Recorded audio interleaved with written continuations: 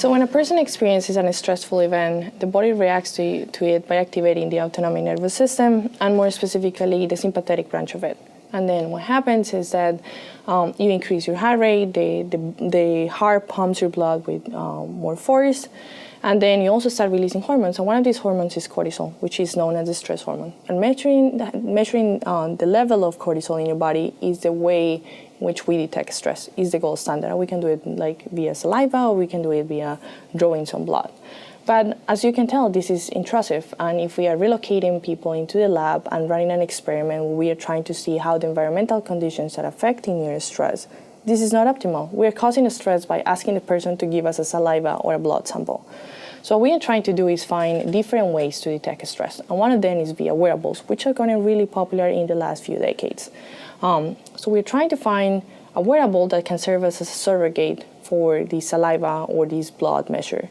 And there are different types of wearables. They measure different things. So we are using all these biometrics that have been proven, that have been shown in the literature to detect stress, such as heart rate variability or the level of sweat in your body to detect stress.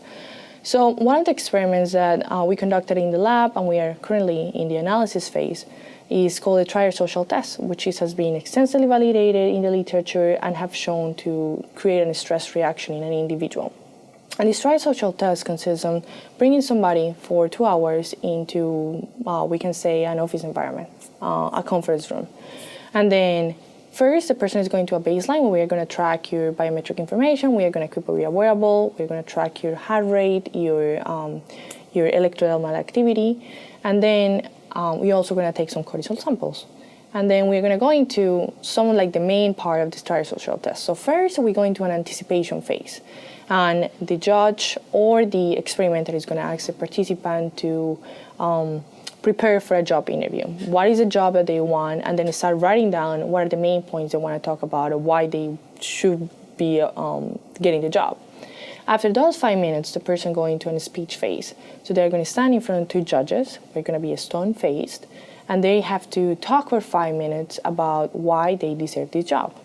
After the end, we are going to go into a math phase. So we're going to ask the participant to come backwards for a certain number, T0, till 0, also for 5 minutes. And then if they make a mistake, the judges are going to tell them, like, you have to start over. So you can imagine that that's going to increase your stress levels as well. After that, then we go into a resting phase. So we are trying to bring all your heart rate down. We are trying to bring those cortisol values down. So we are tracking during this whole time. We are taking some saliva measurements to measure your cortisol, but we are also continuously monitoring your stress levels via wearables.